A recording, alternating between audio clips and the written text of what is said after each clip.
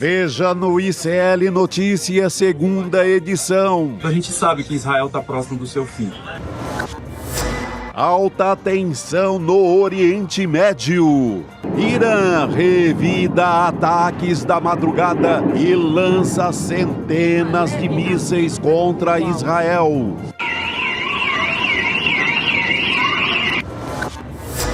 Foi tocar sanfona na cadeia. É o capitão do povo que vai voltar de novo. Ex-ministro bolsonarista Gilson Machado é preso por tramar fuga de Mauro Cid para Portugal. PF na cola da pistoleira. Carla Zambelli armado aqui, galera. Polícia Federal diz já saber localização de Carla Zambelli, que pode ser presa amanhã. O ICL Notícias, segunda edição, está no ar.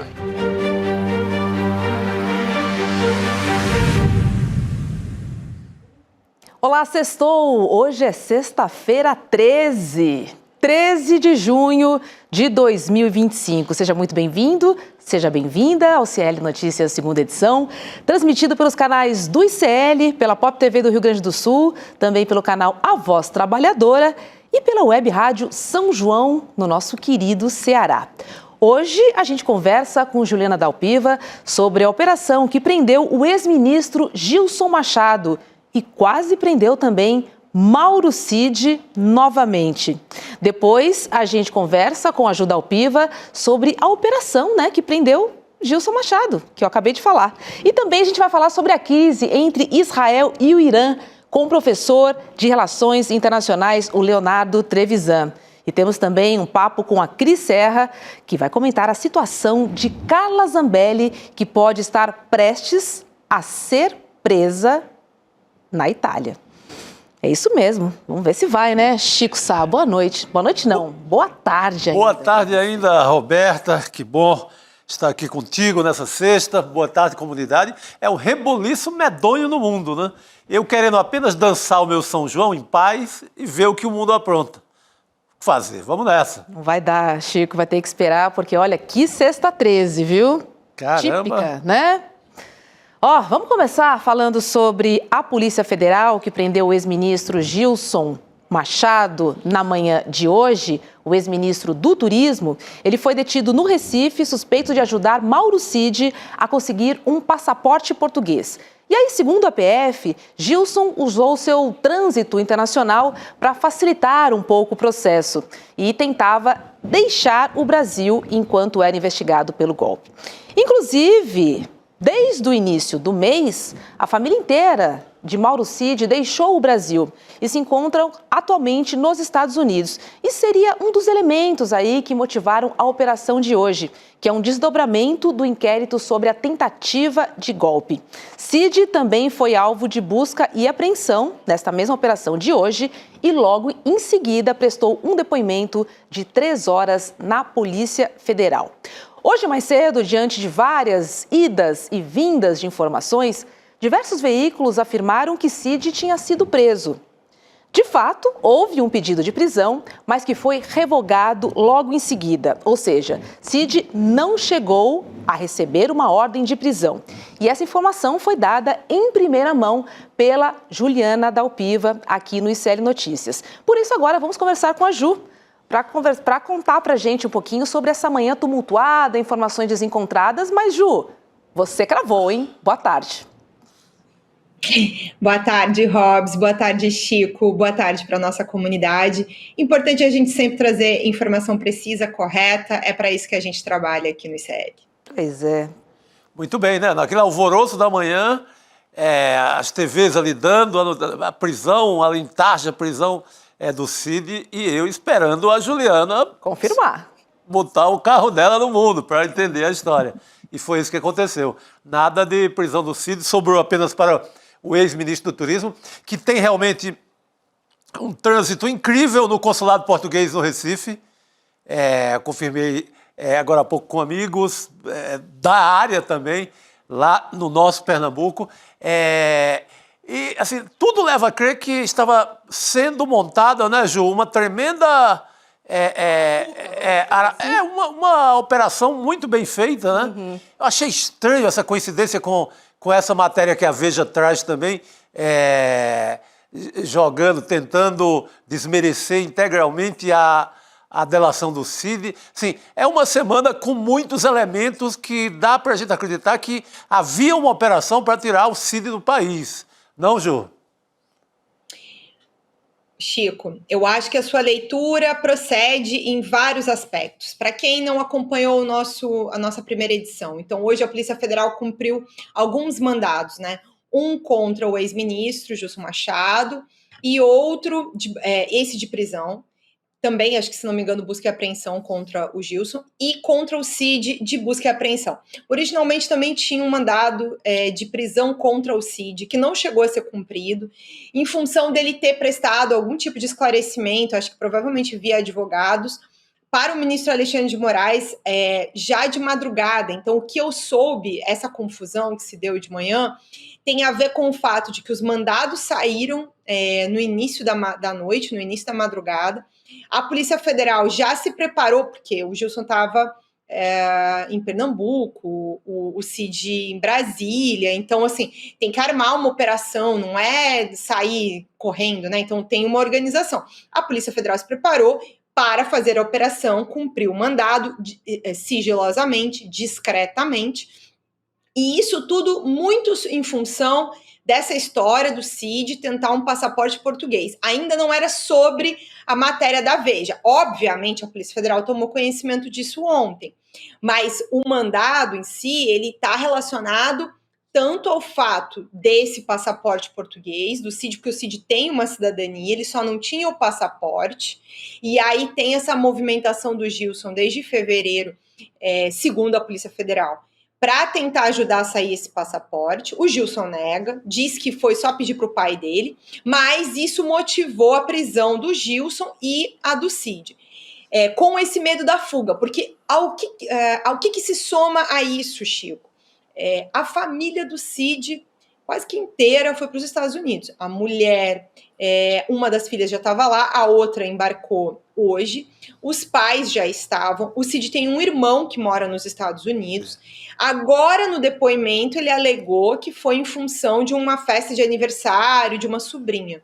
Mas tá todo mundo de olho, que os Estados Unidos virou o paraíso dos nossos golpistas foragidos, né? Tanto os foragidos quanto aqueles que se anteciparam a qualquer investigação, como o Eduardo Bolsonaro. Então, obviamente, a Polícia Federal está de olho nisso e também na própria Carla Zambelli, que também fez esse mesmo caminho. Para o Cid, mais complicado, porque ele usa a tornozeleira eletrônica. Então, não é como se ele fosse sair correndo aqui pelo Brasil e a tornozeleira não iria apitar. Não sei exatamente o que era no detalhe esse plano, mas tem esse fato da tornozeleira. Ele manteve a colaboração, ele não foi preso pelo ministro Alexandre de Moraes, também não confirmou a ordem de prisão que tinha saído, pediu para revogar logo em seguida a manifestação da prisão.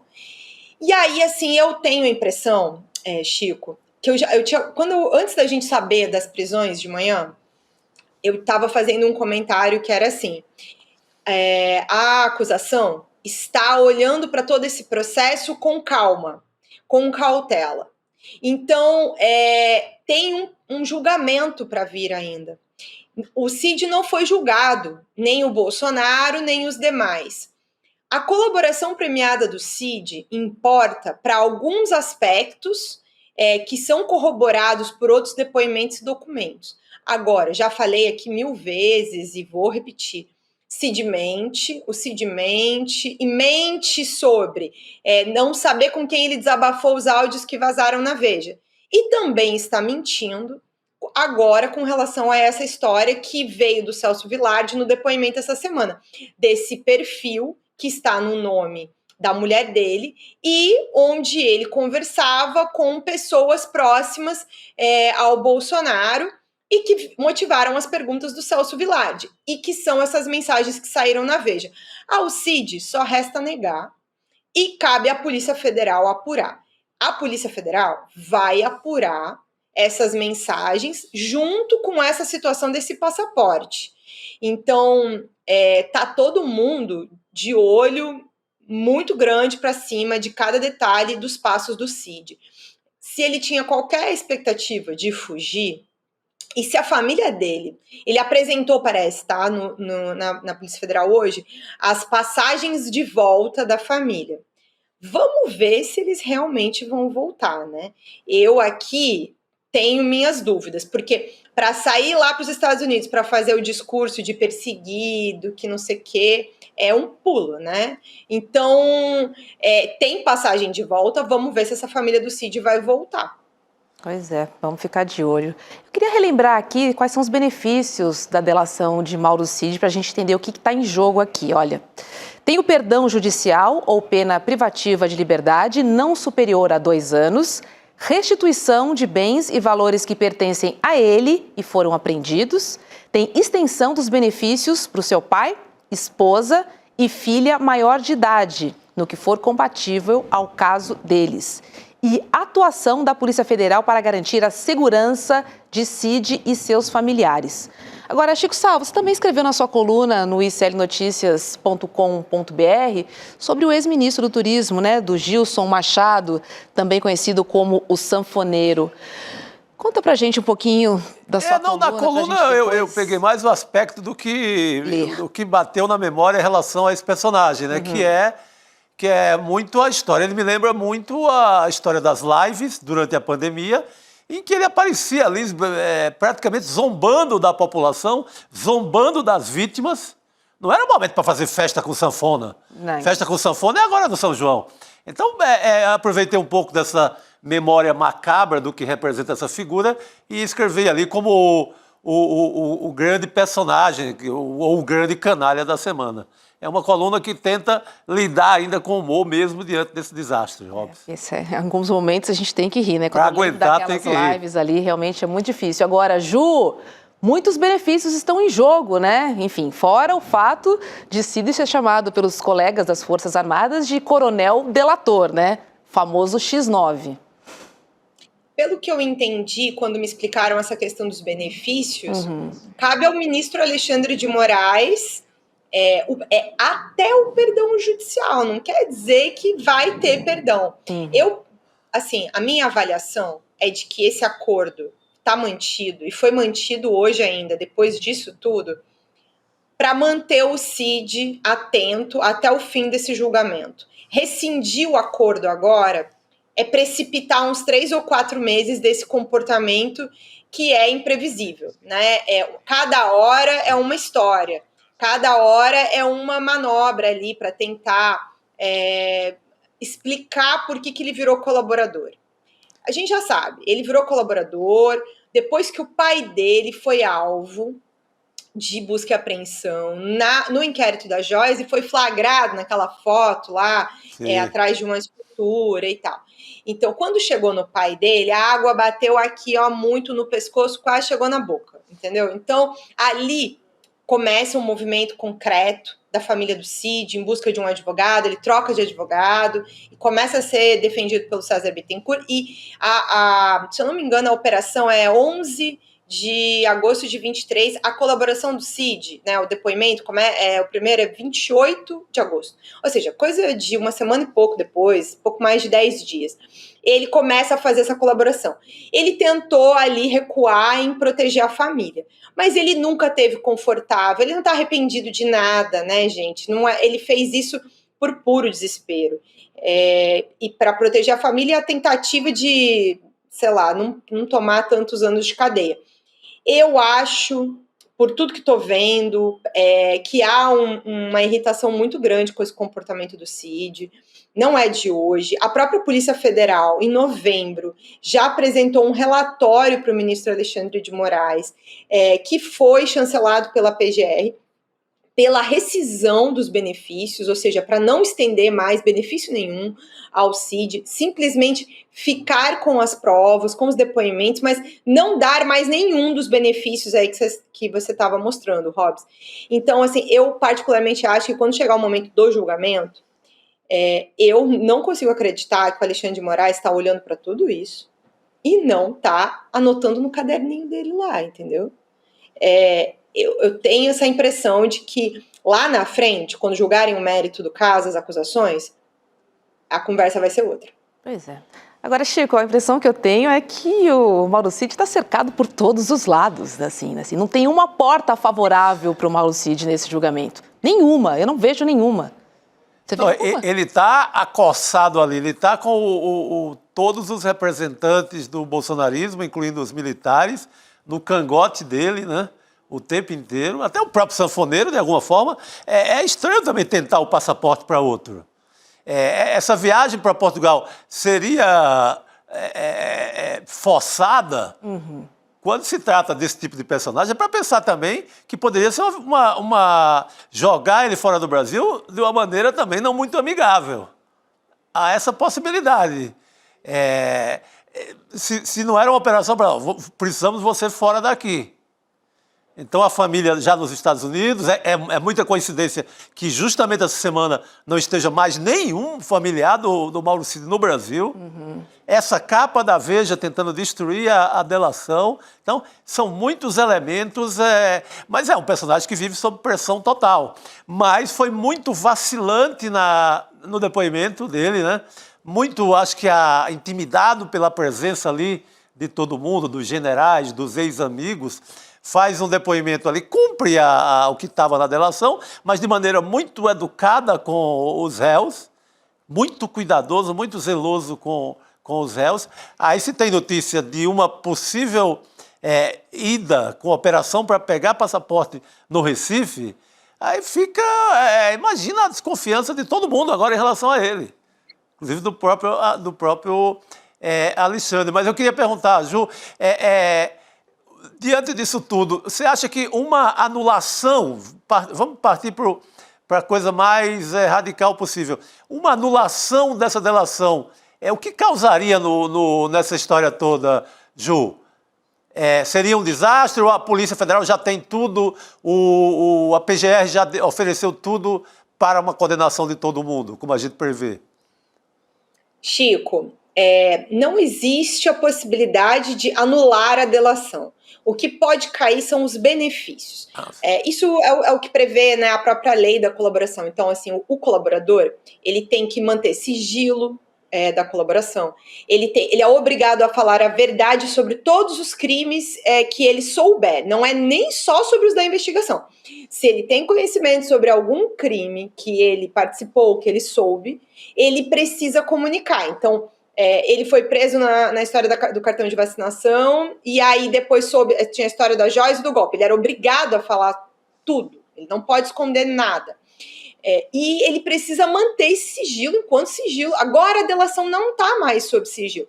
Mas quando ele estava trocando essas mensagens, ele estava rompendo o acordo, porque ali até a denúncia, que é de fevereiro, a colaboração ainda estava sob sigilo, então ele não podia falar. Tem que ver especificamente o período, mas ali já, comprovando que foi o Cid que escreveu, é a comprovação da quebra do sigilo da colaboração. E é motivo para a rescisão dos benefícios. Agora, junto com a prisão do Cid, tem a apreensão do celular dele, que é uma das principais provas, né? Ele teve 9 celulares apreendidos, segundo o próprio Cid. Tudo que foi extraído desses celulares é grande parte das mensagens que a gente tanto falou aqui no ICL, que estão nas denúncias oferecidas contra aí os mais de 30 réus. Então, isso não tem nada a ver com a colaboração premiada, isso permanece. E o Cid deu informações que são corroboradas pelos depoimentos do Brigadeiro Batista Júnior, do general Freire Gomes, de outros réus. Eles admitiram essas reuniões e tudo mais. Então, grande parte do que está tá corroborado não só pela colaboração do Cid. A colaboração do Cid é um elemento importante para conectar várias peças, mas ele não é o que estrutura a denúncia contra o Bolsonaro e os demais. Tem muitas provas documentais, né? Por exemplo, o plano Punhal Verde Amarelo, ele é apreendido no HD do general Mário Fernandes. Então, nem tem relação direta com o Cid, nenhuma, entendeu? Então, assim, tem muito. E as coisas que foram apreendidas na sede do PL, que também indicavam, inclusive, o vazamento da colaboração. Tem um documento que é apreendido lá, que é uma perguntas e respostas, que indicam muito que era o Cid respondendo para o coronel assessor do Braga Neto. Então, assim, eu não acho que exista nenhum grande prejuízo do ponto de vista da acusação rescindir os benefícios do Mauro Cid. O que eu acho que, assim, num caso muito extremo, tá, Chico, o risco que se correu dentro dessa possibilidade do Cid fugir era que ele fosse para os Estados Unidos criar uma cena lá, se juntar com o Trump, e porque no Brasil estou sendo perseguido, que não sei o que fiz uma colaboração premiada, obrigado, que fui...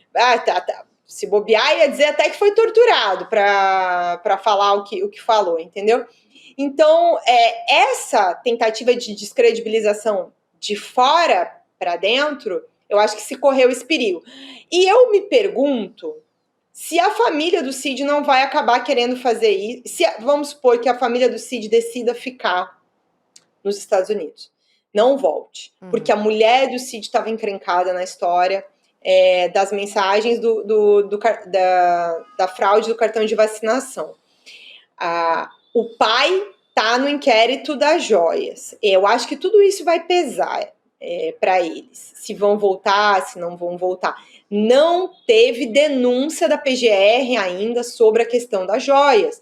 O pai do Cid foi indiciado, ainda pode ser denunciado. Porque o Cid foi... eles até quando saiu o indiciamento, eles ficaram assim, mas a colaboração não ia ter, não sei o quê. E até pelo que eu me lembre, a colaboração é individual. Ele não pode negociar benefício para o pai, entendeu? Isso fica meio que no ar, assim, sabe? Se vai denunciar. Mas, assim, do ponto de vista legal, o Cid não protege o pai. Tipo assim, qualquer crime que for imputado ao pai, o pai é que tem que fazer a colaboração premiada. O Cid não pode fazer para o pai dele, pelo que tinham me explicado, inclusive. Agora, eles estão de olho nisso. A denúncia das joias ainda não veio. E ela ainda virá. Então, eles estão de olho nesse processo. Agora, pode ser que eles optem pelo caminho Carla Zambelli das coisas, Alan dos Santos das coisas, Paulo Figueiredo das coisas, que é fugir, ficar nos Estados Unidos. Aí o passaporte europeu tem uma série de facilidades para quem tem passaporte europeu nos Estados Unidos, mas tem a questão da implicação de trabalho e tudo mais. A legislação está cada vez pior lá com toda essa questão dos imigrantes, né? Agora, interessa ao governo Trump, se quiser continuar fazendo esse escândalo, essa campanha contra o Brasil, manter a família do Cid para sustentar esse discurso. Tudo isso está em jogo. A gente precisa ver se a família do Cid vai voltar, mesmo, do jeito que ele está falando, ou então se eles vão sustentar isso do lado de fora. Eu acho que a tensão que aconteceu nesses últimos dias deixou todo mundo um pouco na cautela. A gente vai ter que esperar os próximos dias para saber os próximos passos deles, né? Porque da Polícia Federal me parece muito claro que vão chegar para comprovar aí como o Cid quebrou a confidencialidade. Não estão provando que o Cid mentiu sobre as informações que ele deu com relação à trama golpista. O que está naquelas mensagens mostra que o Cid quebrou o sigilo da colaboração. São coisas diferentes, entendeu? Então, agora, vamos ver se eles comprovarem algo... Porque, assim, aí que tá, as principais questões da denúncia estão corroboradas aqui, como eu falei, por outros depoimentos e documentos. Não dependem só da palavra do Cid. Exato. E o essencial para vários réus, não é nem só sobre o Bolsonaro. Então, por isso que quem tá aqui por um fio é o Cid. Ele, para perder o benefício... Assim, até acho que do ponto de vista do exercício da justiça, o Cid precisa perder o benefício. Ele não faz jus a esse benefício. Ele mentiu, ele omitiu, cada pouco ele inventa uma confusão. Então, assim, ele não merece esse benefício, ele não cumpriu a lei. Exato. Só aqueles áudios para Veja, aquilo Meu Deus do céu, que ali ele quase revela que estava sob tortura. E que aí desabafa ali com um amigo invisível, que ninguém sabe quem é até agora. Só aquilo já seria motivo para quebrar. Totalmente. Pois é. E dá-lhe Revista Veja de novo.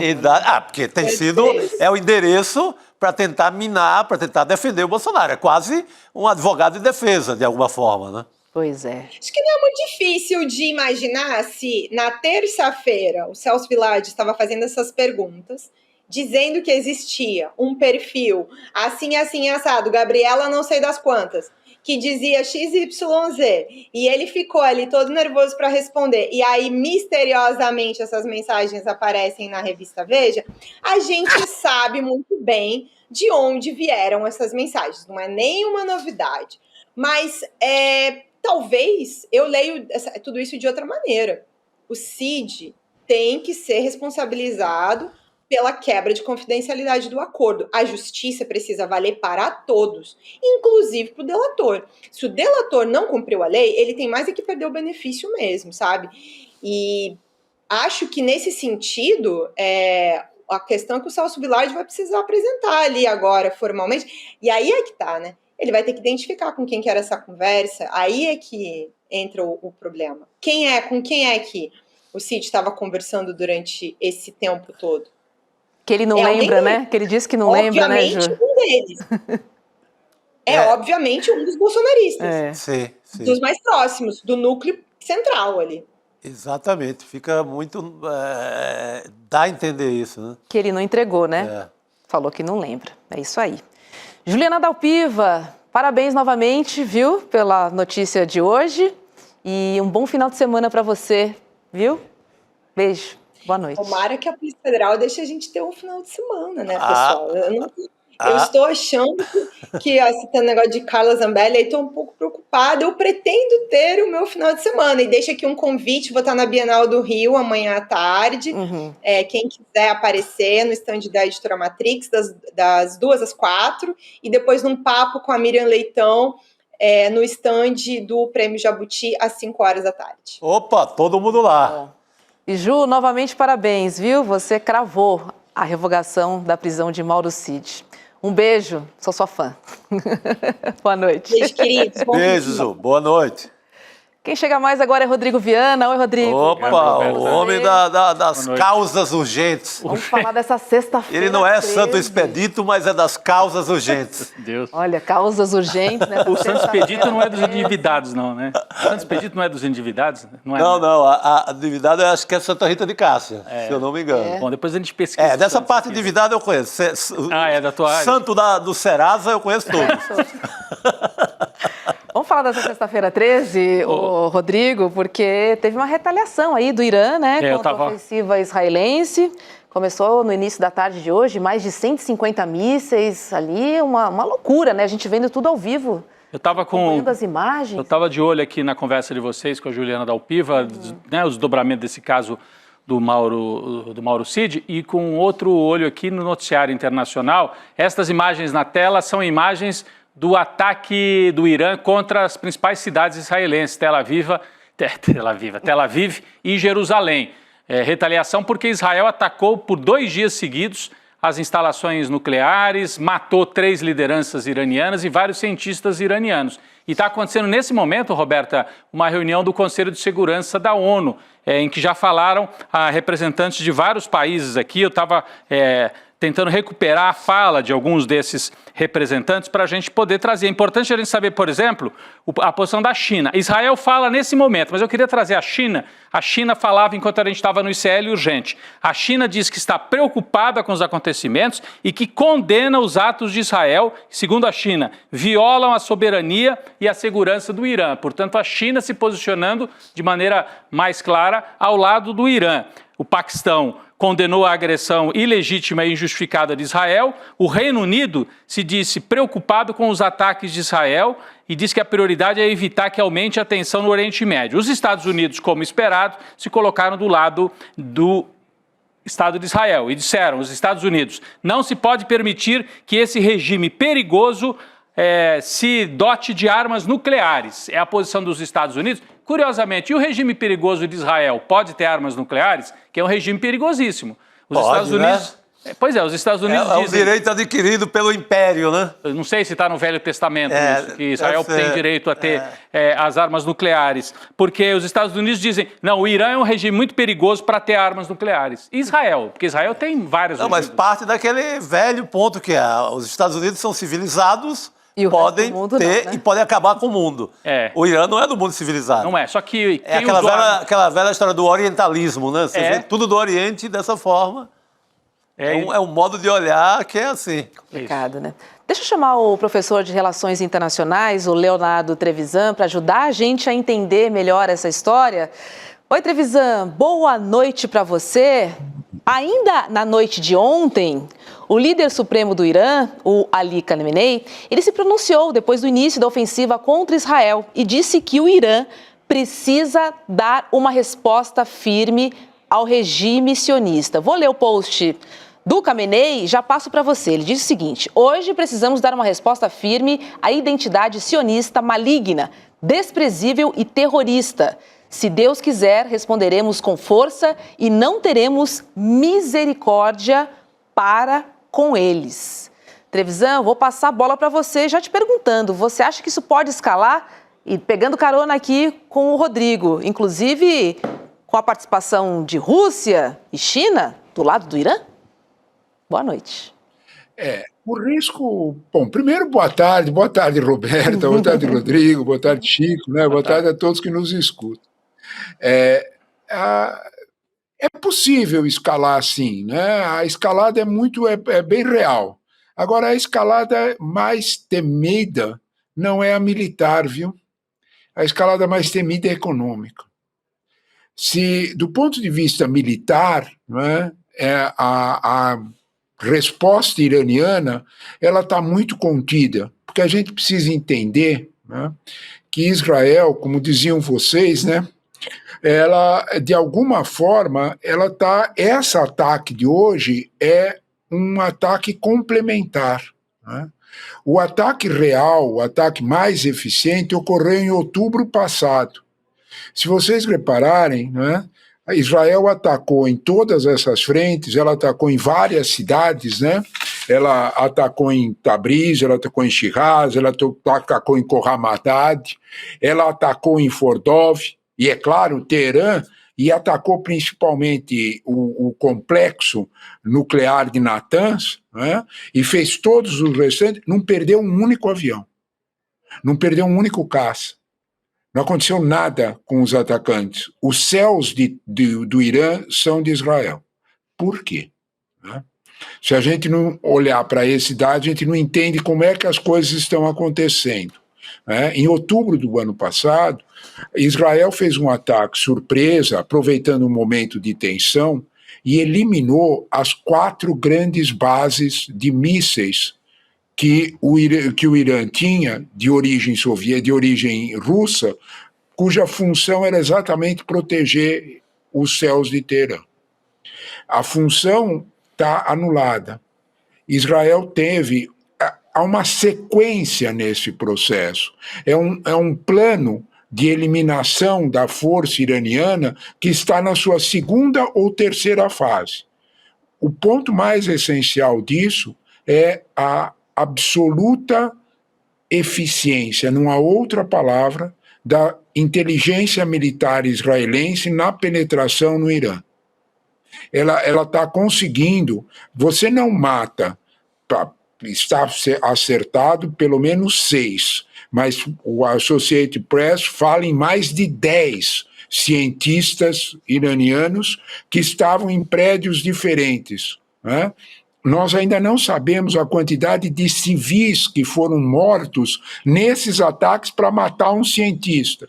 Nós não sabemos a quantidade de civis que foram mortos para matar a cúpula das Forças Armadas iranianas, porque não foi só o comandante da Guarda Revolucionária Iraniana, foi o chefe do Estado-Maior e vários generais comandantes de tropa que foram atingidos. A resposta do Ali Khamenei foi diferente da resposta do Hezbollah. Ele imediatamente assumiu as mortes e nomeou. Tá no Washington Post de hoje. Sim. Então, de alguma forma, ele agiu com muita rapidez para essa reposição, mas ele lhe falta elementos. Observe que os ataques de hoje a Israel são só com drones, repetindo os mesmos episódios do ataque, daquele famoso ataque de 200 drones. A Jordânia, por exemplo, abriu seu espaço aéreo para que os drones fossem interceptados pela aviação israelense antes de chegarem a Israel. Então nós temos aí um xadrez geopolítico diferente e um xadrez geopolítico em que Israel está cumprindo a sua determinação. Ela tem um plano de eliminação do poder iraniano.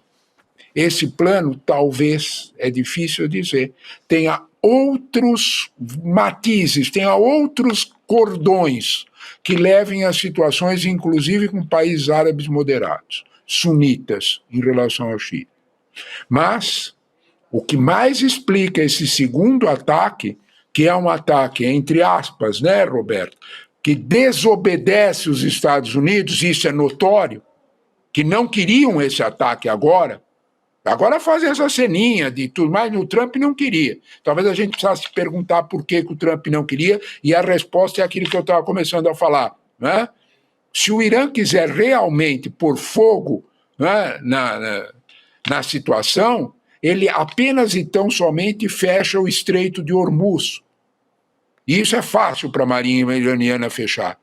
Por ali passam 30% da oferta de petróleo para o Ocidente. Só fazer a continha aritmética. E a gente vai ver o dano que isso vai acontecer nas finanças ocidentais, porque o petróleo vai explodir. Só a ameaça do ataque, o petróleo subiu 11% de ontem para hoje. Isso é suficiente para a gente entender tudo? Não. Nós temos dois lados nessa história, e um lado dele está bem escondidinho, viu, Roberto? Que é, nós estamos todos focados na ação militar. Aconteceu uma ação política, na política interna de Israel, que é fundamental para entender a desobediência a Trump, a desobediência aos Estados Unidos.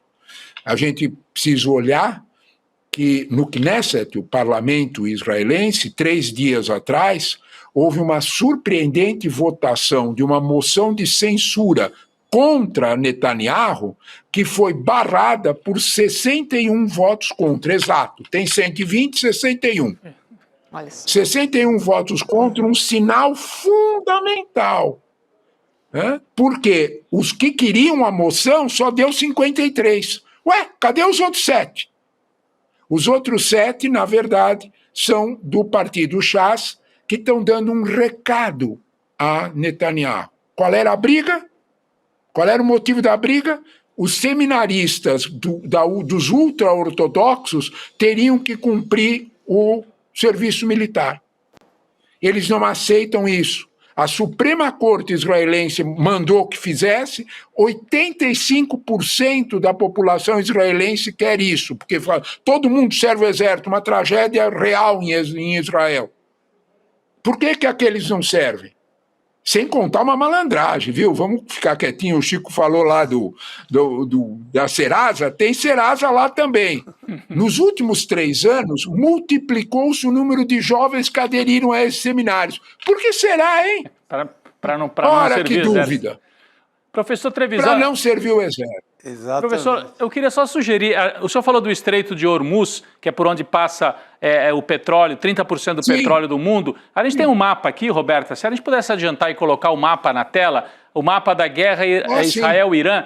Não, é isso, esse aí. Ali é aquele, não está apontado ali no mapa exatamente o estreito, mas ali onde está a palavra Irã, logo abaixo da palavra Irã, se eu não estou errado na geografia, Sim, professor, tá lá o estreito. é ali o Estreito de Hormuz, certo? Se o Irã fechar ali, não passa o petróleo nem do Irã, nem da Arábia Saudita, né, de várias partes, não é isso? Nada. 30% fica afetado. Mas sabe, Rodrigo, o importante da gente entender é o jogo político interno em Israel e sobre quem é que efetivamente passou a mandar em Israel. Esse é o ponto. Porque a troca para que Netanyahu não fosse derrubado pela questão do serviço militar para os ultra-ortodoxos, a troca disso foi ele avançar sobre o Irã, desobedecendo os Estados Unidos. Quando a gente olha para essa realidade, não é, a gente observa que Bezalel Smotrich, né, Smotrich, para usar a palavra exata, desculpe, né, fez um discurso, ele é o ministro das Finanças, ele é de um dos partidos mais radicais, né, o judaísmo unido da Torá. Ele propôs uma discussão de que Israel não deveria abandonar o seu plano e enfrentar o seu perigo existencial. Seu perigo existencial era o Irã. Meus caros, a troca foi feita. Netanyahu atacou o Irã para não cair do governo e atacou o Irã como queriam os ultra-ortodoxos porque ele não vetou a lei sobre os meninos do seminário. Pois é. Em outras palavras, o quadro político em Israel mudou e mudou para pior. Mudou para muito mais grave. É essa a apreensão no mundo. De alguma forma, quando nós olhamos para isso, nós temos que entender a gravidade da situação, que não é apenas militar, ela é política. É a última fronteira, ultrapassou-se a linha vermelha. Netanyahu hoje depende, para a sua sobrevivência política, mais tanto da guerra, é o perigo existencial que falava o Bezalel. Ele depende tanto disso, quanto do apoio dos ultra-ortodoxos. Nesse quadro, meus caros, eu acho que nós vamos assistir cenas bastante melancólicas, tanto em Gaza, quanto no sul do Líbano, quanto um avanço, é o que ele avisou. Sim. A operação no Irã será contínua, eles não vão parar. A resposta iraniana será além dos drones. É esse o medo de Trump. Trump não ficou um menino pacífico, um menino bonzinho, dizendo que queria fazer um acordo com o Irã de graça. Lembre-se que há uma semana... Aliás, sábado estava marcado, para próximo sábado, uma reunião, que agora ficou meio sem sentido, né? Uhum. Porque, inclusive, a maior parte das instalações nucleares iranianas foram para os ares. Se a gente quiser brincar com o apocalipse, né, o presidente Rafael Grossi, que é o presidente da AIEA, da Associação Internacional de Energia Atômica, fez um aviso bem grave. Não se ataca reator nuclear. O vazamento já aconteceu e foi contido. Nós estamos brincando com coisa que não se brinca, e não é de uma situação apenas e tão somente nós estamos deixando que ultra-ortodoxos assumam decisões. É isso que está assustando o mundo. É essa a frase, é essa a preocupação da China, é essa a preocupação da Rússia. Porque eles poderiam achar que seria muito conveniente um petróleo subir de preço. Não é não. Não é nem um pouco interessante, nem para a Rússia nem para a China. Porque se o petróleo explodir de preço e nós tivermos um 2025 fora da guerra comercial, fora da recessão americana ameaçada, nós teremos um petróleo fora de controle de preço. 30% deixa o petróleo sem controle de preço. É isso que ganha as manchetes. É isso que assusta, né? E, Trevisan, você falou dos mortos, né? Vamos lembrar que o bombardeio inicial de Israel matou 2 generais da elite do exército iraniano, o vice-comandante das Forças Armadas e também mais 6 cientistas nucleares. Vamos dar uma olhadinha na arte que a gente preparou? A gente traz aqui alguns mortos pelo ataque de Israel. Ó, Mohammad Bagheri, chefe do Estado-Maior das Forças Armadas do Irã, homem mais poderoso do país depois do Ayatollah Ali Khamenei. Tem também o Hossein Salami, que é o comandante da Guarda Revolucionária Islâmica, principal força militar do país e responsável pelo arsenal de mísseis balísticos. Tem também o Golamani Rashid, que é vice-comandante das Forças Armadas. Tem mais um, que é o Fereidon Abbasi, ex-chefe da Organização de Energia Atômica do Irã. E tem também o Mohamed Mehdi Terangi, físico e presidente da Universidade Islâmica Azad, em Teherã. Olha, a gente trouxe aqui alguns e a gente entende que, né, foi realmente, como o Trevisan adiantou, foi a elite, né? A elite militar e científica, esses números, e mais Roberta, os cientistas. Roberta, esses números são o início do que sabemos. O New York Times de hoje fala em pelo menos 10 cientistas eliminados, que eles não sabem quantos ainda. E quantos civis, né, para cada cientista? Em Teherã, exatamente, Chico. Há vários prédios em Teherã que nós não sabemos os números de civis mortos para matar cada um desses. A situação é bastante dramática, bastante difícil para o Irã. Nós temos que entender que é um momento de fragilidade militar do Irã. Atenção a isso. Isso é realmente importante. O Hezbollah está com todas as suas lideranças decapitadas. O Hamas é o que nós temos em Gaza, com tudo que sabemos do horror. Os próprios Houthis, porque há mísseis que atingiram Tel Aviv. Não. Esses mísseis não são iranianos. São os Houthis que atiraram. Hoje à tarde, Rodrigo, a notícia apareceu de forma bem clara. Os mísseis que chegaram, que incendiaram um prédio em Tel Aviv, não é de origem iraniana, é Houthi. Professor, é do Iêmen. O que o senhor está dizendo é que os mísseis são... o que veio do Irã são os drones. E o que foi de míssil... São só os drones. Mísseis são do... Porque a capacidade de lançamento nós não sabemos os estragos feitos pela aviação israelense. Foi uma madrugada inteira de bombardeio. Se você me lembrar de Dresden, eu vou te dizer mais ou menos. Nossa, Dresden... Alemanha. Uau. É Dresden, meu amigo. Dresden. Foi uma madrugada inteira, um dia seguinte. Olha o que a Roberta acabou de mostrar. Nós temos que olhar para as coisas como elas são. Tem um livro... E como elas são, é uma situação muito tensa. A resposta iraniana é Davi Golias. A resposta iraniana é muito modesta. Feita, é o que elas podem fazer. Se nós olharmos, o Irã optou, o comando iraniano optou por dar alguma resposta, porque é mais para o público interno deles. É a mesma história dos 200. Não passou disso. Nós temos uma situação de desequilíbrio operacional militar. Esse é um fato que nós não podemos negar. O Irã vem sofrendo derrotas sucessivas, perdendo, sabe aqueles braços armados que o Irã tinha para acomodar Israel, Hezbollah, Hamas, os Houthis. Israel aproveitou esse momento e anulou toda a força aérea da Síria. Saiu pouco, nós demos pouca atenção a isso. Na Síria, Israel anulou toda a ação do Hezbollah na Síria. Nós estamos assistindo a um projeto bem grande, da grande Israel. Sim. Quando nós ouvimos falar do resort em Gaza, nós só nos assustamos com a palavra resort. O que nós não percebemos é o quanto Israel já ocupou de Gaza. Os 2 milhões de palestinos estão num canto em cima de Khan Yunis.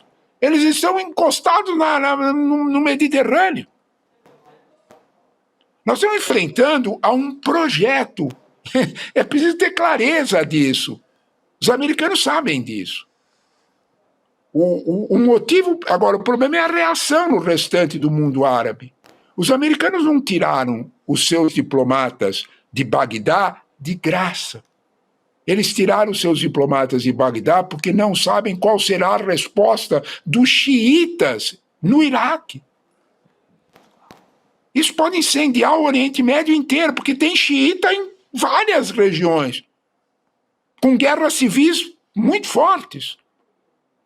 Nós estamos lidando com uma situação que é ultrapassar limites. a contenção do Trump em relação a isso não é gratuita.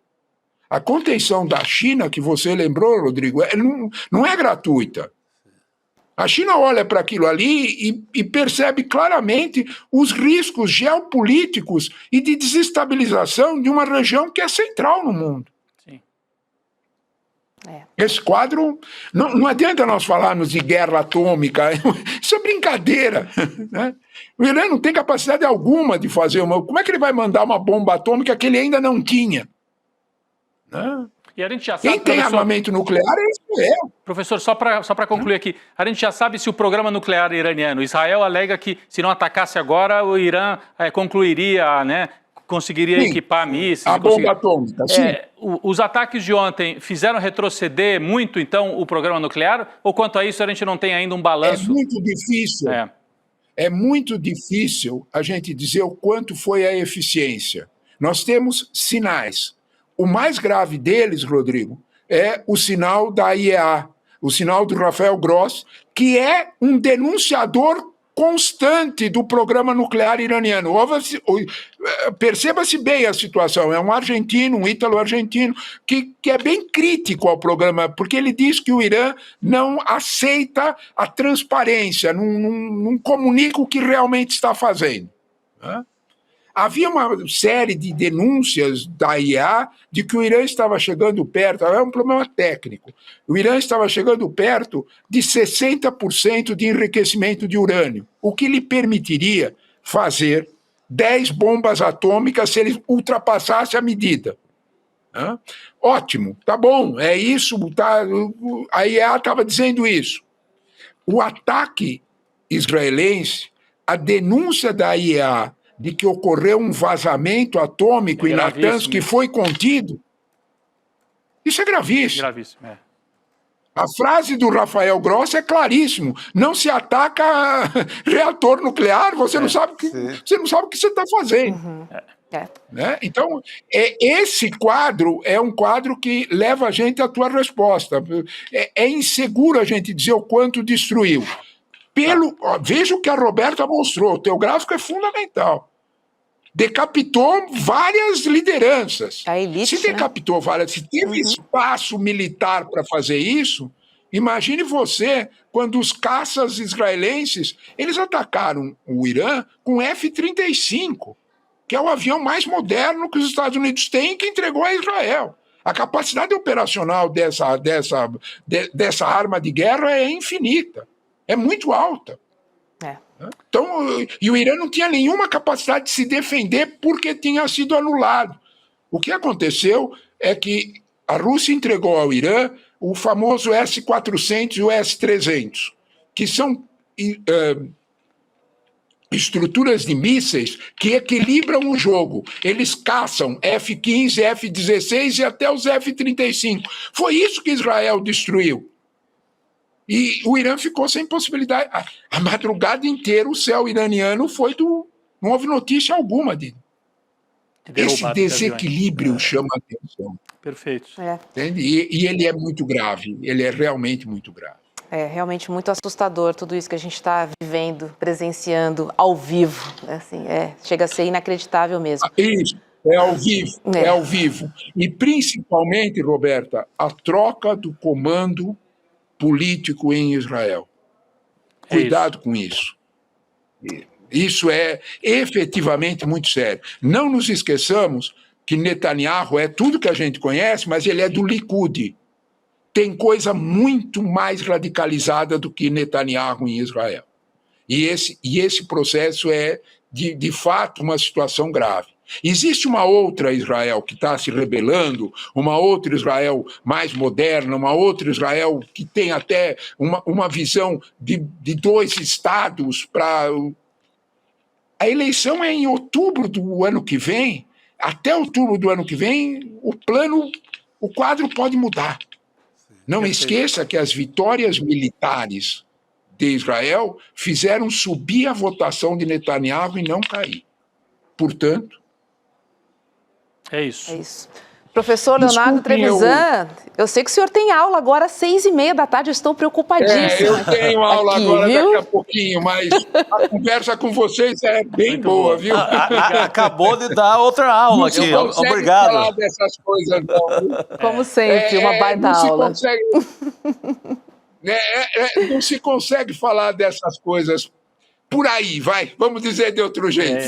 Por aí, não se consegue. Que bom. Entendemos, Não professor. se consegue. E a gente É gosta verdade. bastante. Esclarecimento é uma coisa séria. É uma coisa verdade. séria. É outra guerra à parte. É uma outra guerra. É verdade. É outra guerra à parte. Exatamente, Chico. É outra guerra à parte. Boa aula outra pro senhor, viu? Obrigado, Bom professor. sempre, porque a gente Meus adora. caros, muito obrigado pelo convite e pela boa conversa. Um Valeu. abraço, Tchau, amigos. tchau. Até mais. Tchau, tchau. Vamos continuar falando desse conflito, meninos, porque o ataque do Irã é resultado de uma nova ofensiva de Israel contra o país na madrugada dessa sexta-feira, tá? Que começou com 2 bombardeios. E aí, após a ofensiva do Irã, Netanyahu falou em lutar pela libertação do regime islâmico, falando sobre o sucesso dos bombardeios no Irã e que mais está a caminho. Vamos ver um trechinho do pronunciamento do Netanyahu. Tonight I wish to speak to you, the proud people of Iran. We're in the midst of one of the greatest military operations in history, Operation Rising Lion. The Islamic regime, which has oppressed you for nearly 50 years, threatens to destroy my country, the State of Israel. The objective of Israel's military operation is to remove this threat, both the nuclear threat and the ballistic missile threat to Israel.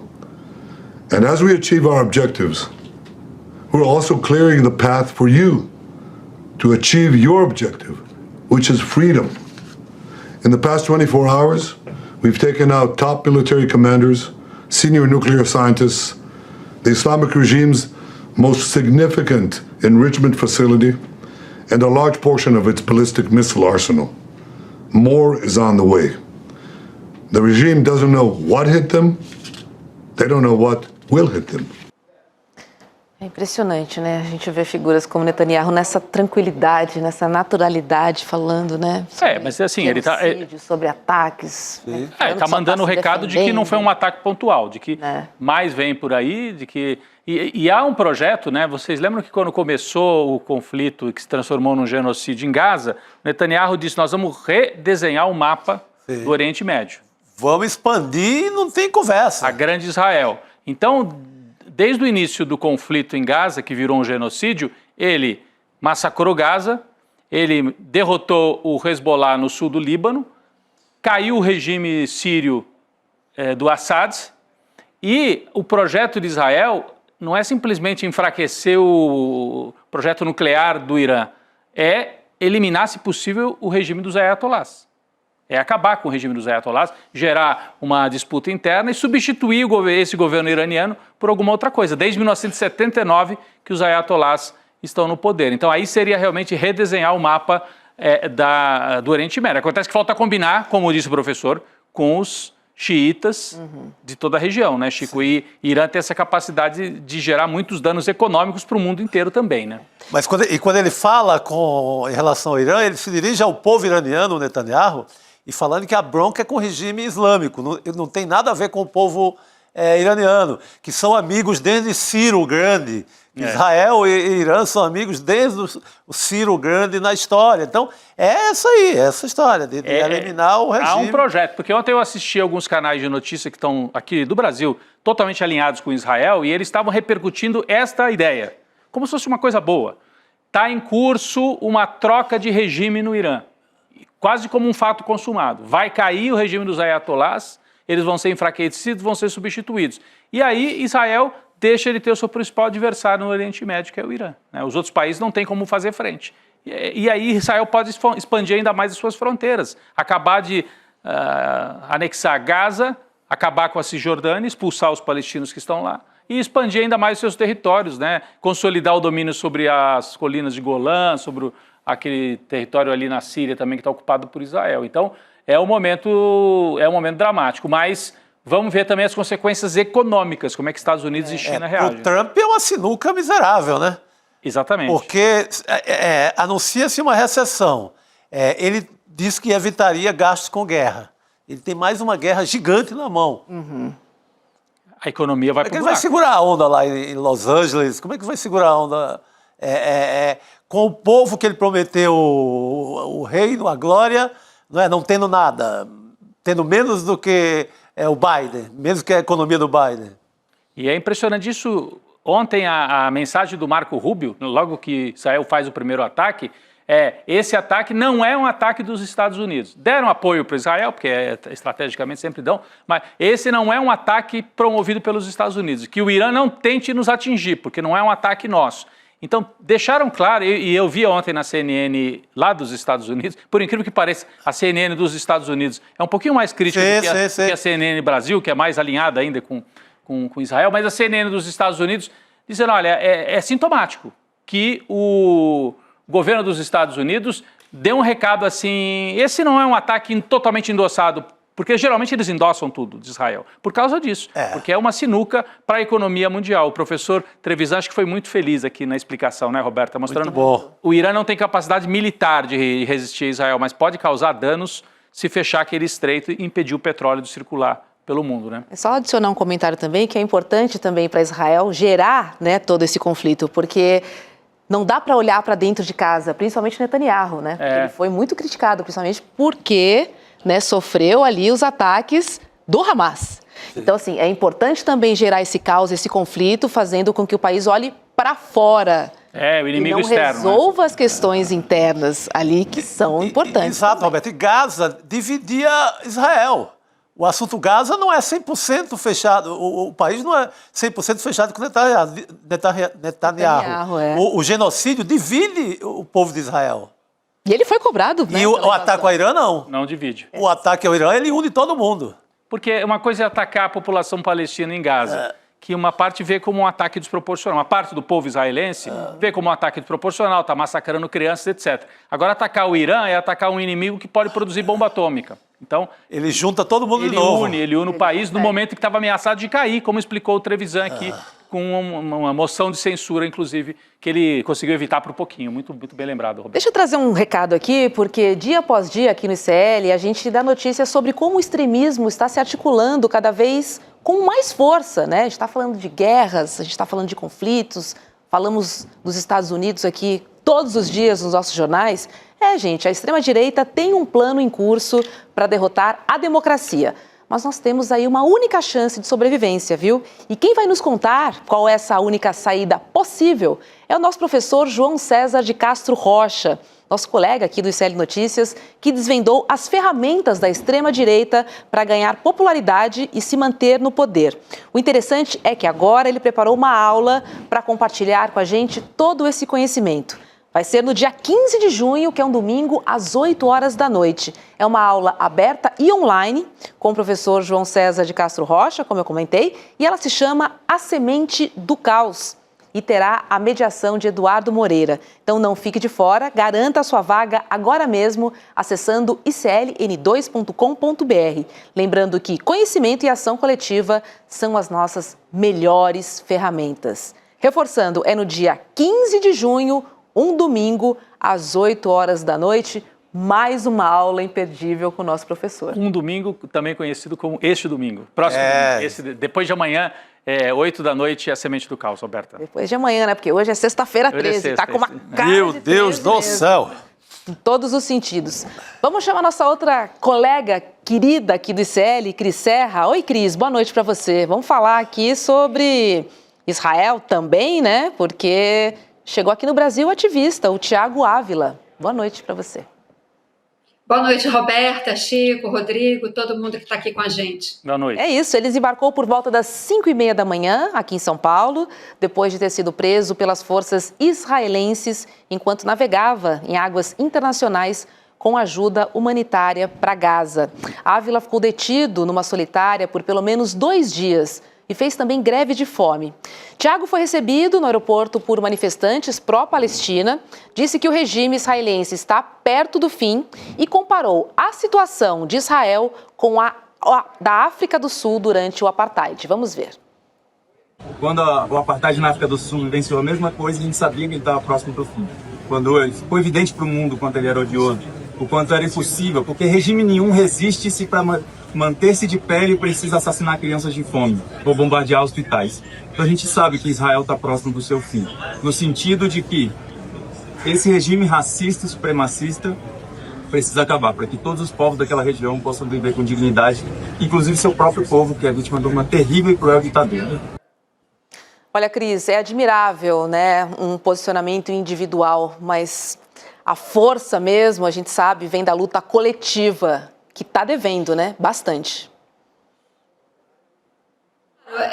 Sempre a força do coletivo se sobrepõe a qualquer ato voluntarioso, mas tem muito valor o que os integrantes da flotilha fizeram. Como a gente já comentou aqui outras vezes, eles chamaram a atenção para essa iniquidade, para essa crueldade em grande escala, né, numa escala catastrófica que se desenrola na faixa de Gaza. E foram ativistas muito valentes, eu diria, e muito coerentes na sua atitude até o fim, né? Sobretudo o Tiago, que ao ser preso se recusou a assinar o documento de deportação porque seria admitir que teria entrado legalmente em território israelense ou em águas israelenses, o que de fato era uma mentira, porque eles foram capturados em águas internacionais.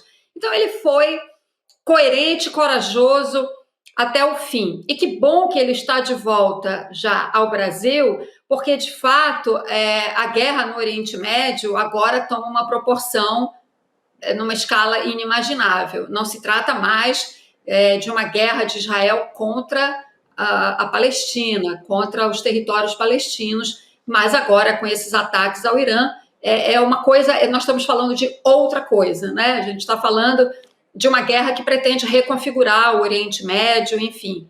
Então é bom que o Tiago esteja aqui de volta em segurança, acho que cumpriram a missão. Ele só erra, do meu ponto de vista, ao avaliar que o regime de Israel está perto do fim. Ele certamente, ao desembarcar, não sabia, não tinha ainda informação dos ataques a Israel. Infelizmente, o regime de Israel não está perto do fim, né? Acho que ainda tem, ao contrário, né? Fez uma demonstração de força muito grande. Mas, enfim, também acho que a avaliação dele ali, né, é no calor da chegada e de tudo que ele viveu nos últimos dias. Isso é plenamente compreensível. Eu queria acrescentar só um dado aqui para... Eu estava acompanhando o debate muito importante que vocês estavam tendo aqui com o professor Trevisan, que é o seguinte: esse ataque de Israel ao Irã, guardadas as devidas proporções, ele lembra muito o que os Estados Unidos fizeram com o Iraque 20 anos atrás, 22 anos atrás, mais ou menos. Quando os Estados Unidos atacaram o Iraque, foi em cima daquela mentira de que Saddam Hussein tinha armas de destruição em massa, né? O que o tempo provou que era uma mentira, né? É uma das maiores fake news, né, da história geopolítica mundial. E agora o Netanyahu ataca o Irã dizendo que precisava enfraquecer as capacidades nucleares do Irã, o que também é outra mentira. A diferença é que 20 anos atrás os Estados Unidos invadiram o Iraque com tropas, né? Inclusive é um custo altíssimo para o povo americano, enfim, para aqueles jovens soldados que morrem nessas guerras sem sentido. Quer dizer, tem um sentido geopolítico, eu falo sem sentido humanitário, né? Agora Israel, o mundo vive uma outra etapa, né, das guerras, em que Israel pode destruir o Irã, ou pelo menos enfraquecer muito as capacidades do Irã, sem colocar um soldado em território iraniano, né? Então, nós estamos assistindo a outro tipo de guerra, uma guerra tecnológica, com potencial de destruição realmente assustador, o que nós estamos assistindo, o que nós vimos dessa madrugada para cá. Ô Cris, bem lembrado, foi o Bush, né, que arma ali para cima do Iraque com aquela história de armas de extermínio total da humanidade e tal. Governo George Bush. Queria só lembrar que temos 25 políticos brasileiros, entre eles o prefeito de BH, o Álvaro Damião, e o prefeito de João Pessoa, Cícero Lucena, em Israel, em Tel Aviv. eles estão nos abrigos nucleares, claro, e acompanhado dessa comitiva. São políticos de menor escala, claro, não são prefeitos, mas tem esses 2 prefeitos de capitais importantes. Estavam fazendo uma visita de... Aqueles convites. Como foi o Tarcísio, que deu apoio ao Netanyahu, como foi o Caiado, que abraçou a causa de Israel contra Gaza, lá ao lado do Netanyahu, aquelas comitivas que vão a convite do governo. Às vezes Israel. jornalistas também, né? Muitos jornalistas, sempre vão, sempre surgem esses convites. Também vão, Tem brasileiros por ali. Vamos falar um pouquinho sobre Carla Zambelli, gente, porque a Polícia Federal já sabe onde Carla Zambelli está se escondendo na Itália. E alguns veículos da imprensa já consideram que ela pode ser presa amanhã. Uma apuração do jornalista do ICL, do Kleber Lourenço, aponta que Zambelli só pode ser presa se estiver pelas ruas, ou seja, ela não pode ser presa dentro da casa onde ela está. O governo da Itália já tem em mãos o pedido de extradição feito pelo Itamaraty. No entanto, o Ministério das Relações Exteriores da Itália afirmou hoje de manhã no parlamento que a polícia italiana não sabe onde está a Carla Zambelli. E aí, ele apresentou esse documento aqui, ó. Vou ler para vocês. O intervalo de tempo entre a chegada da senhora Zambelli e a divulgação da notificação da Interpol não permitiu às autoridades policiais da fronteira procederem à prisão, pois, no momento do controle, ela não apresentava antecedentes policiais no território nacional, nem havia evidências desfavoráveis nos registros disponíveis.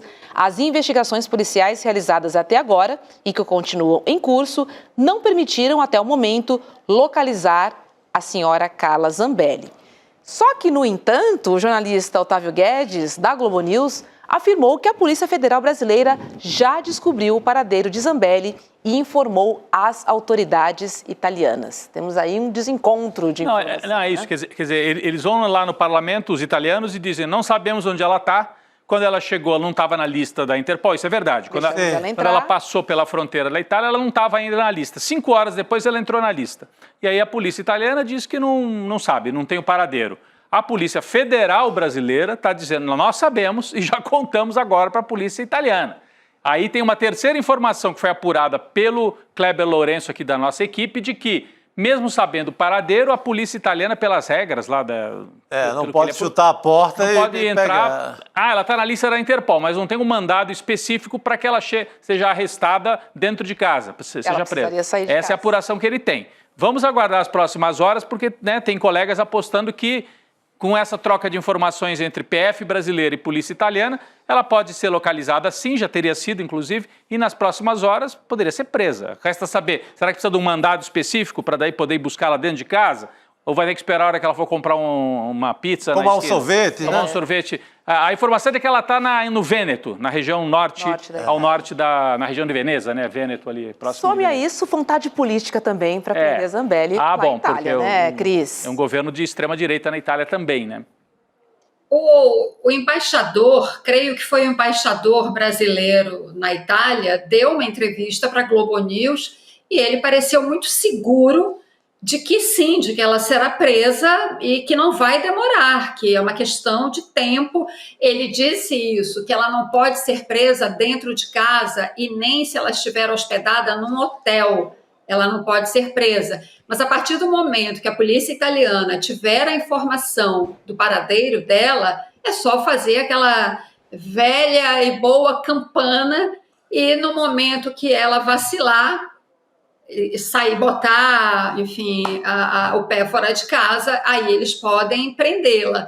Mas eu sei que as informações, de fato, são desencontradas, mas, afinal de contas, a gente está falando do embaixador, que a gente supõe que seja uma pessoa muito bem informada e que está em contato com as autoridades italianas.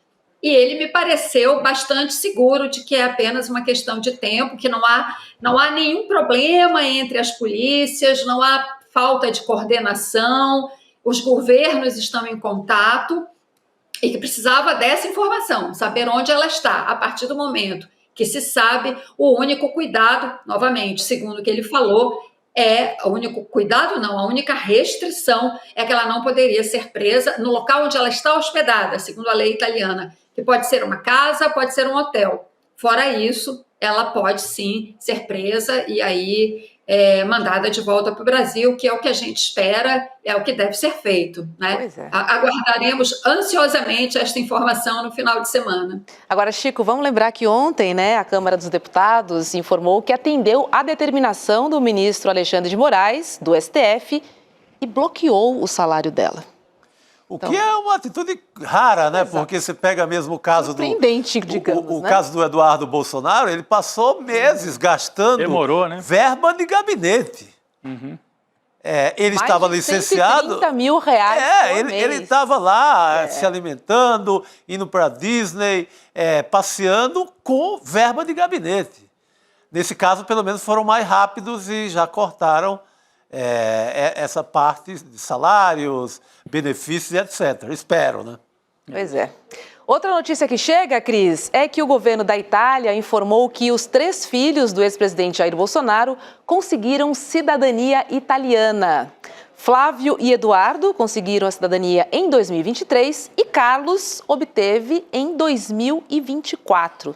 A gente tem um print aqui do comunicado do governo italiano, diz: seus filhos, Flávio, Eduardo e Carlos, por sua vez, iniciaram o respectivo procedimento junto à embaixada com resultado positivo, obtendo a cidadania italiana. Flávio e Eduardo em 2023, como eu contei, enquanto Carlos em 2024. Está todo mundo arrumadinho para vazar, né? É Mauro Cid com cidadania portuguesa e os Bolsonaro com cidadania italiana, prontinho realmente para vazar. O bolsonarismo vai se enfraquecendo.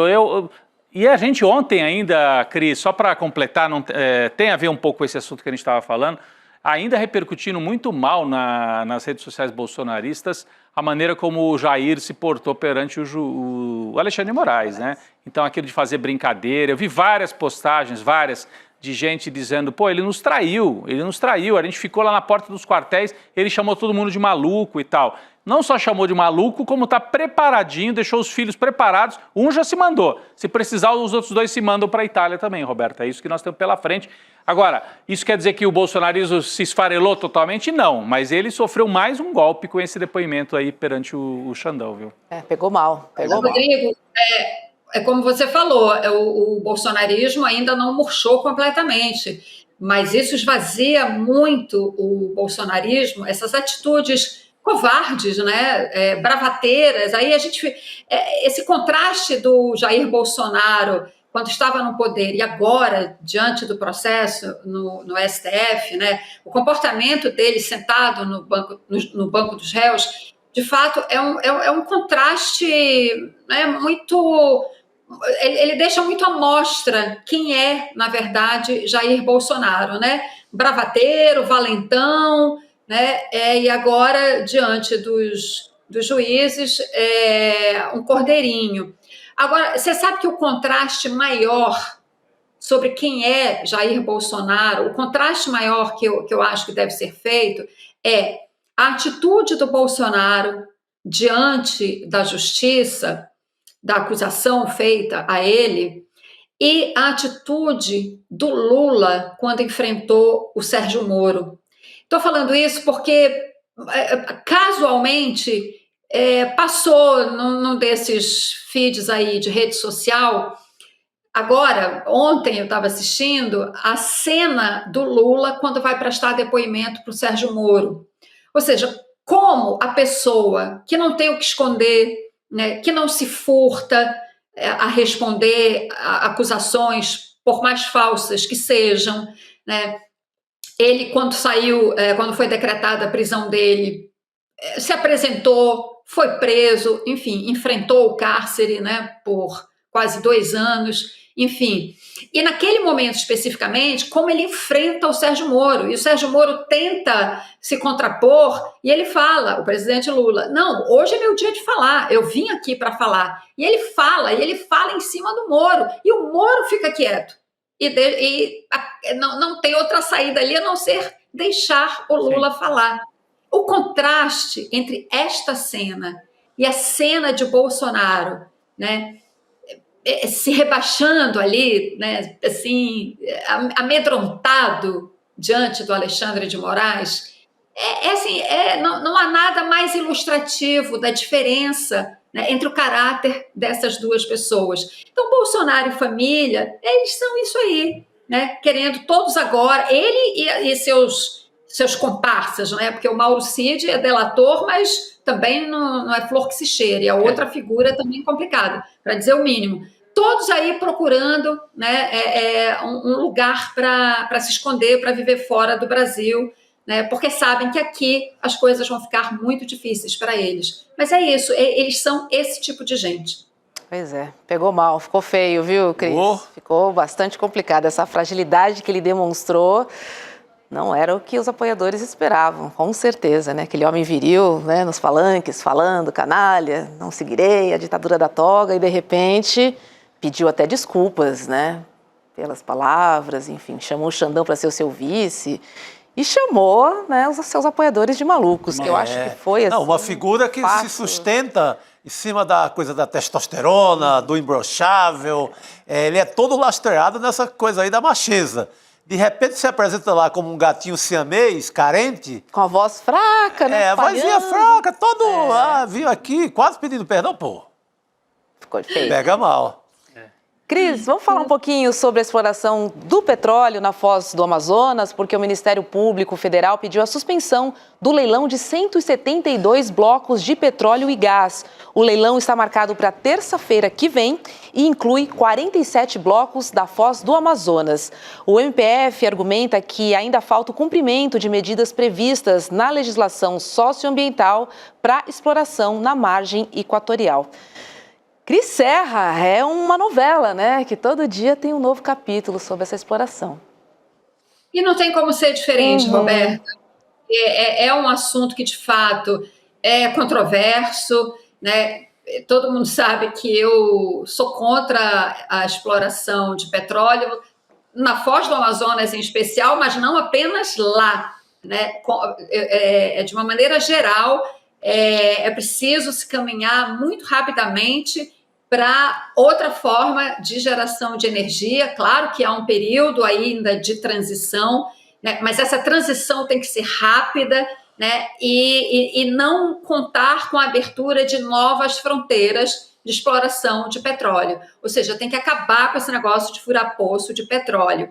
Então é isso, as instituições estão aí para se confrontar, enfim, até que se tenha uma posição definitiva. Esse pedido do Ministério Público Federal no Pará é justamente um pedido de liminar, né, para impedir o leilão, porque já seria semana que vem. Então tem que ser uma decisão, a Justiça terá que dar uma decisão rápida.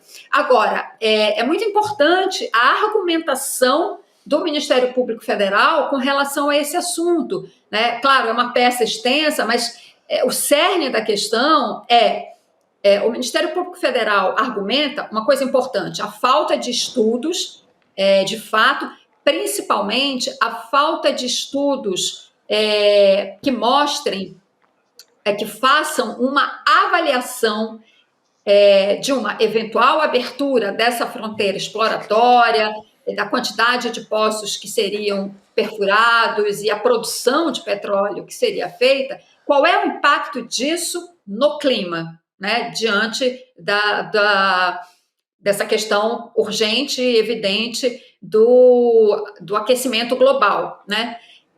Então, sim, alguns estudos já foram realizados, mas o Ministério Público Federal aponta outros estudos que ainda precisam ser feitos, inclusive esse. E aí eles argumentam, né? E aí está o cerne, como eu estava falando, da argumentação deles, que a abertura dessa nova fronteira exploratória de petróleo, em particular nesta área sensível, ecologicamente falando, da Foz do Amazonas, é um contrassenso com tudo que o Brasil tem feito até então. Todos os acordos internacionais que o Brasil tem assinado, né, para evitar o aquecimento global. Então, eles dizem, é um contrassenso, né, diante, inclusive, da assinatura do Acordo de Paris, que foi 10 anos atrás, vai completar agora, né, durante a COP, vai completar 10 anos da assinatura do Acordo de Paris, que foi aquele que estabeleceu aquele teto de aumento da temperatura que a gente não pode ultrapassar, né? E se você vai continuar abrindo poço de petróleo, esse é o caminho mais rápido para ultrapassar essa meta que foi estabelecida pelo próprio Acordo de Paris. Então, o documento, em resumo, a argumentação do MPF é importante porque ela vai no cerne da questão, ela vai nesta contradição que eu tenho dito, que é a seguinte: o Brasil tem que decidir se é uma potência ambiental ou se quer ser um petroestado. Esse é o cerne da questão, do meu ponto de vista. Claro. Com certeza. A gente sempre está de olho nessa história, né? Porque a gente sabe que, enfim, além da COP30 tá aí, sim, é uma questão de sustentabilidade, é uma questão de futuro, é uma questão de presente, é um olhar que a gente precisa ter, porque a gente já se comprometeu. Agora a gente precisa agir, né? Com um mundo melhor para todo mundo, para a gente viver com a energia limpa e sustentável. Roberta, por isso que você está falando é muito importante. A gente já sabe o que precisa fazer. Uhum. Isso foi lá na COP de 10 anos atrás, em Paris. Exatamente isso, quando se definiu aquele 1,5 grau de aumento da temperatura média global acima do nível pré-industrial. O que a gente precisa fazer agora é a implementação desse compromisso. Como é que isso vai ser feito? Por isso que os negociadores brasileiros, o embaixador André Corrêa do Lago, que está à frente da COP30 aqui no Brasil, ele tem dito exatamente isso. Essa COP agora é para decidir a implementação do acordo. O acordo, a meta, já foi estabelecida lá atrás. Essa COP agora é a da ação. Por isso ela é tão importante. Tá certo. Cris Serra, querida, um bom final de semana para você. Obrigada, boa noite. Valeu, Cris. Beijo. Boa noite, querida. Meninos, sexta-feira passada você não estava aqui, né? E aí, o que a gente fez na sua ausência, né? Em homenagem a Carla Zambelli. Eu fiquei sabendo. A gente liberou o Lambrusco. Não, limoncello também, limoncello. Muito chique. Hoje vamos voltar à baixaria da Jurubeba. É isso aí, voltar para Jurubeba. Mas antes, um esclarecimento. No começo do programa falamos dos santos e o nosso chat ajudou a gente resolver a questão. Boa. Santa Rita de Cássia, que eu citei, é das causas impossíveis. É a terra do meu avô. E de quem está devendo, tem que recorrer a Santa Edvirgem. Edvirgem, já fiz muita matéria lá na igreja. E você segue sendo das urgências, então é o Santo Expedito mesmo. Expedito, eu posso ficar com o Santo Expedito. Muito bem. Jurubeba é para a nação brasileira. Para Santo Expedito também. Exatamente, que não nos falta. Uma para o santo. É isso aí. Exatamente. Bom final de semana para você, valeu, Rodrigo, Chico, comunidade. Obrigada pela sua companhia e um ótimo final de semana para todo mundo. Segunda-feira tem mais. Beijo. Muita gente acha que essa turma da extrema-direita é um bando de maluco que acorda e posta ali nas redes sociais o que dá na telha no dia. Até tem a turma maluca, mas a verdade é que isso é muito mais planejado e organizado do que a gente imagina. Existe um plano, aliás, extremamente elaborado, em curso no Brasil. Brasil, que é o laboratório da extrema-direita no mundo. Esse plano planeja semear o caos e ter como colheita o poder total. Quem vai nos revelar esse plano pela primeira vez, de uma maneira detalhada e histórica, é o professor João César Castro Rocha. A aula vai acontecer no dia 15 de junho, um domingo, às 8 horas da noite. E tem como título A Semente do Caos. Não perca essa aula e participe desse enfrentamento com a gente.